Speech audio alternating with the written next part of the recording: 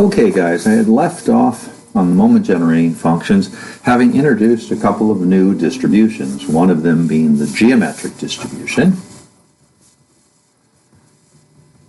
which was far better to focus on failure rather than success. So if P was associated with the idea of fail, the launching of a rocket would very commonly look like this.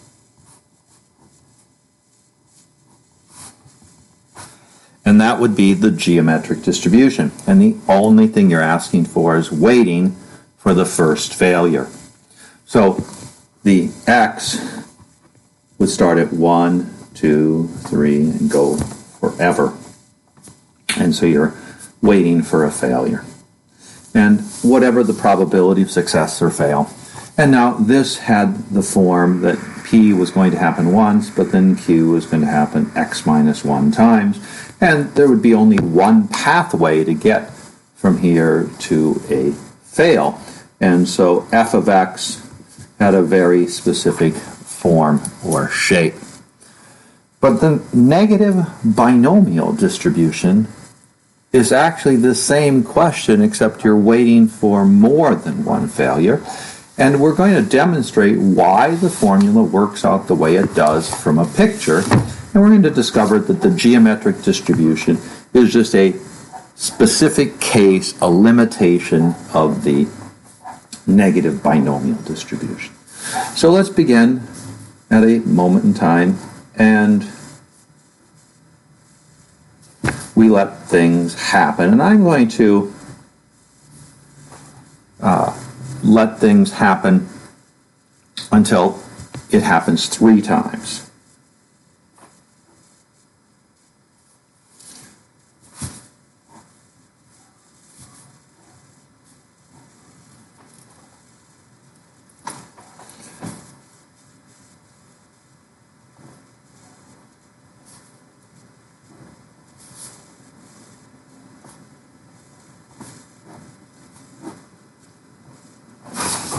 Now, this is what the binomial tree looks like. So at any one of these points, we know there's a binomial coefficient. Like, for example, if we pick this point right here, we want to know what would be the value, the probability of getting there.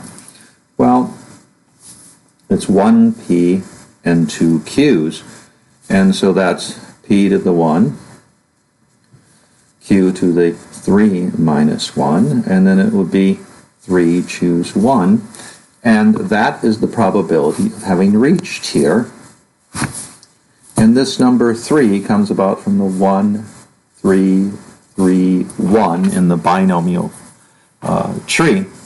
But it also, this number comes about because 1p to get here, no matter which path you take, and 2 q's. And so that's the beginning of the binomial tree. But if we terminate it here, we're only looking for maximal of 3 possible p's.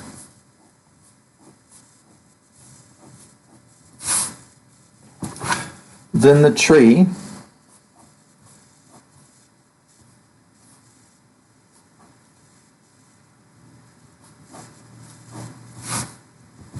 looks like this, and it's been cut off. But the strange thing is that the termination only takes place out here at these points. This is waiting for the third occurrence of a probability, third occurrence of whatever characteristic is associated with P. Success or failure doesn't matter. So in order to calculate how to get here, what's so interesting is it's one row back where there's a standard binomial value. And it's one row back from n. And this is why the negative binomial distribution has the following. The known binomial value here is you're waiting, well, we were waiting for the third. So if we back up 1, that means 2 have happened here. And so 3 minus 1 is the 2. And how many times does it take so far? Well, this is 1, 2, 3, 4 has gotten here, and this will happen on the 5th trial then, 1, 2, 3, 4, 5, to get the third. So, but here it's the 5 minus 1. It's the fourth trial. So this is the count that gets here. We have a p squared and a q squared. And then from here, there's one way to get to here, so it'll be p to the 3. And this exactly matches with that calculation we did before where we said x minus 1, r minus 1, p to the r, q to the x minus r. This is the negative binomial distribution, and the only difference between that calculation here and this one is the p was put in there, and this is waiting for the rth occurrence. And x takes on values starting at r and continuing forever. Now what's interesting about this is when you set r equal to 1, then this becomes that formula. Because r is 1, you get a p. R is 1, 1 minus 1 is 0, so it's a 1 in front, and you get q to the x minus 1. And so you can see that the geometric distribution is a complete subclass within the negative binomial distribution. So the characteristics of the geometric and the characteristics of the negative binomial is both of them are waiting for a specific occurrence in a repeated Bernoulli experiment, trial after trial after trial. So repeated Bernoulli can take the form of a binomial distribution x, and that has a fixed n, a probability p, and q that equals 1.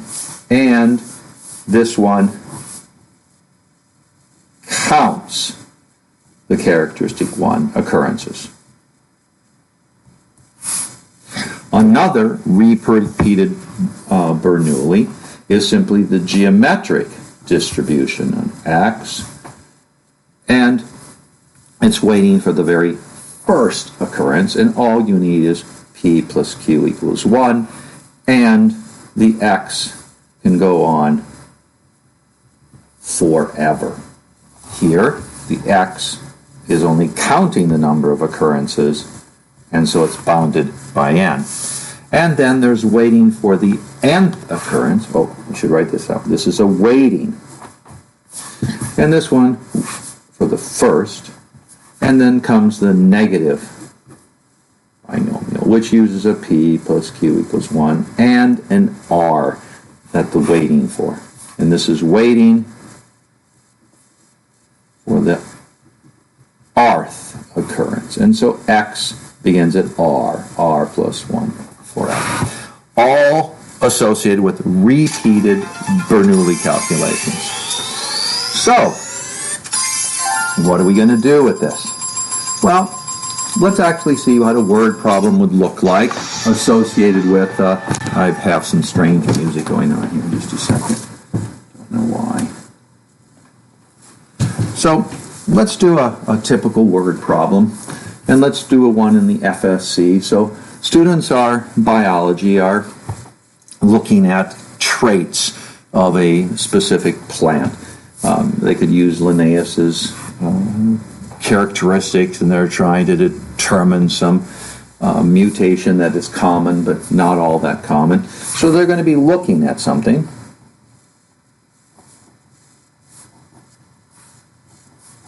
Looking for a characteristic P, which will have a probability P of occurring. Let's say it's 1 in 4.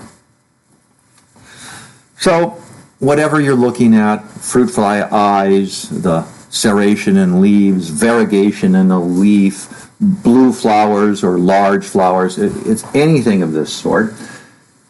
Now, since you have characteristic P of what you're interested in, that Q is the complement, it's going to be 3/4.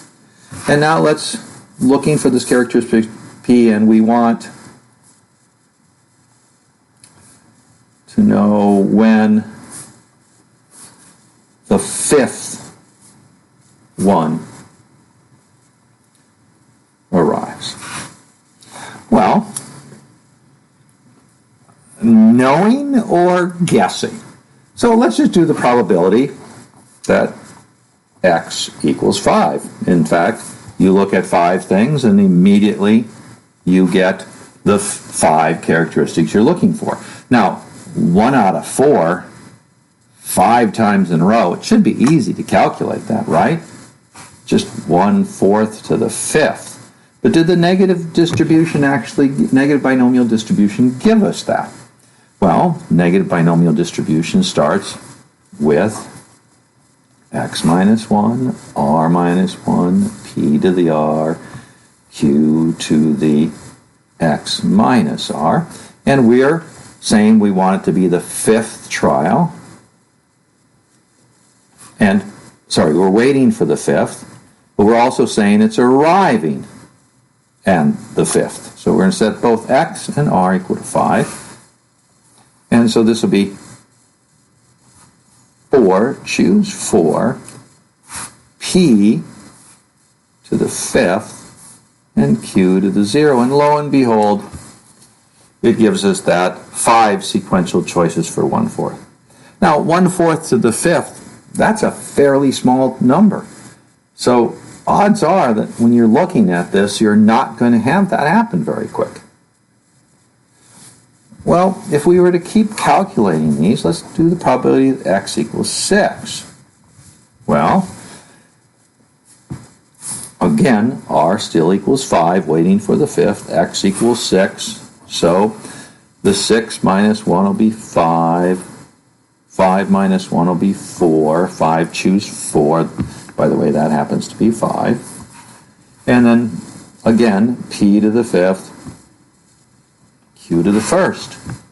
So 1/4 to the 5th, 3/4. Now, I want you to notice something. That has 1/4 to 5th in it, but it's 15/4 times 1/4 to the 5th. It's over 3 times larger probability that it'll happen in the 2nd and the 1st. So if we were making the histogram, here's the height of 1/4 to the 5th. The next one really went up at x equals 6. Now, if this is a probability histogram, it can't go up forever. It's going to come down at some point. So when we're saying we want to know when the 5th one arrives, well, we don't know. Very unlikely chance it happens on the 5th. If we go through each of these probabilities, we can calculate them. And is the answer to this question the mode? Be interesting. Or is it better that the answer to the question is the mean? Well, as we saw earlier, when you have the moment generating functions, many of these means can be calculated. We have calculated that, and the mean in this experiment is just r over p, or r is doing something a little bit wrong here. Okay.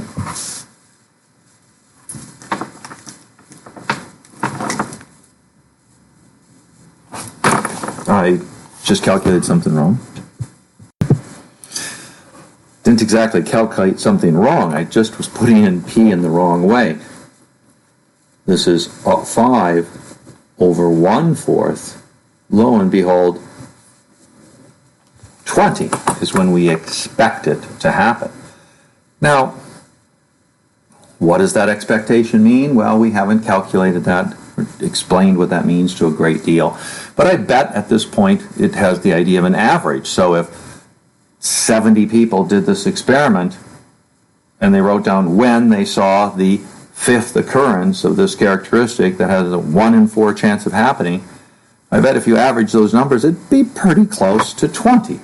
Now, once again, we haven't said precisely what standard deviation means, but let's do an example of this, of what we might mean by empirical understanding. We have p is equal to 1/4, and we have mu equal to 5 over 1/4 is 20. And so we have the following idea, and that is this value of mu. If you had several people do this calculation, let's say we had 5. No, I've already used number 5. Let's say we have 6 experiments. The experiment 1 took 31 times to see the 5th occurrence. Experiment number 2 took only 14 times to see the 5th occurrence. Experiment number 3 took 41 times to see the 5th occurrence. Experiment number 4 took 28 times to see the 5th occurrence. And experiment number 5 took 17 times to see the 5th occurrence. Now, I wouldn't expect these 5 numbers to add up and divide by 5 as an average to be 20. But let's just find out what this number is. So 30, 40, 80, 90, 110, 125, 131. Divided by 5 is 26.2. So, that's a little bit over here. Here's the mu. Our x bar is over here at 26.2.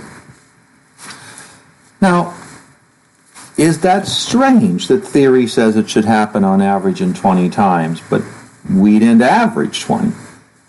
In fact, if we did it once and got 31, theory didn't hit it at all. We did it twice, we actually have 45, that's 22 and a half. That's better than this one, but as we've been going along, is this unusual? This is where the standard deviation comes into play. Thus, the variance for the negative binomial happens to be RQ over P squared.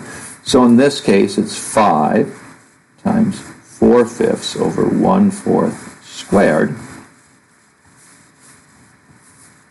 So 4 over 1/4 squared, is that 1664?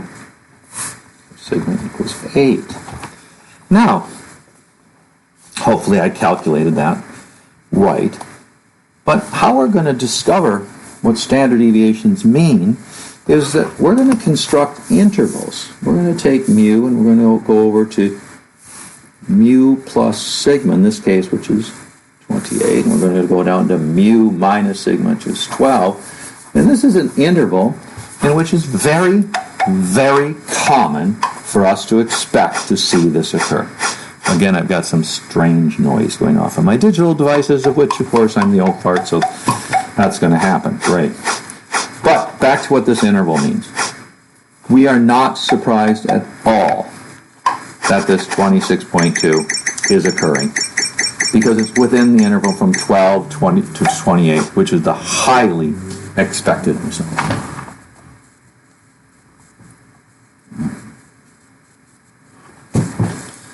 So, this is what empirical understanding can help us learn about relationship between models and empirical. Models predict how empirical works. Now, suppose this had been done several thousand times and we got a number of 26.2. We might not be happy with it being in there because we've done it many, many, many, many times. Is it just one time that 26.2 happens, or 2 times, or 3 times?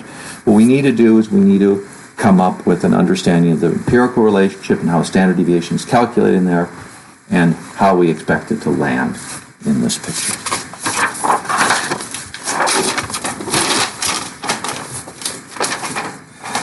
Now,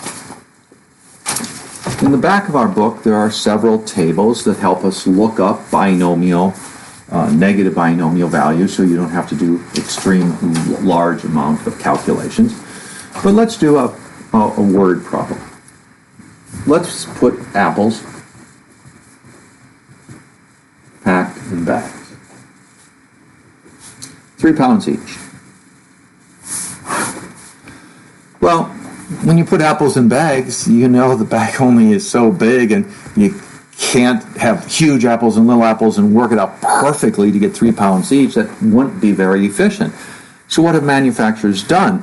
They've tried to develop trees that produce almost uniformly the same size apples. But when they don't, they sort them into groups of almost the same size apples. So they know that if they put 12 in one bag, it's most likely bigger than 3 pounds of one size. But another size, they might have to put 30 in the bag. Or maybe they have a machine as they put one apple in at a time. When it finally gets heavy enough, it ties it off and goes on. But do you really expect the bags to be precisely 3 pounds each? And the answer is no. But one thing that consumers absolutely hate is to pay for 3 pounds and get less. They don't like that. They feel ripped off. So, what's the manufacturer going to shoot for? Let's suppose he's got some mechanism, people working, etc., and he discovers that after an extensive and a long-term mathematician working with the company, that 4% of his bags produced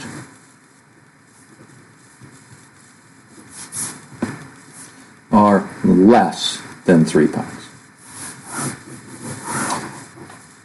Is he happy with that?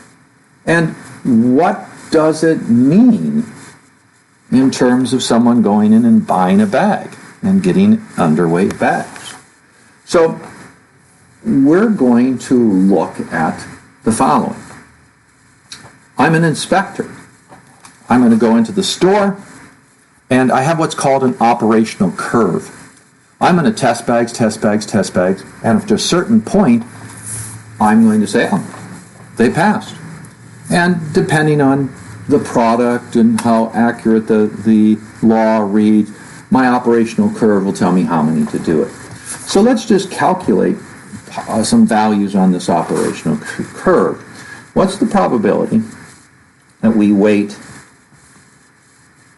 10 bags to get, and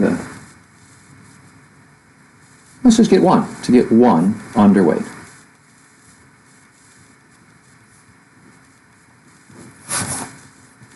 What's that probability? Well, since we're waiting for one thing, this is actually the geometric relationship. There's only one way to reach that, so the probability that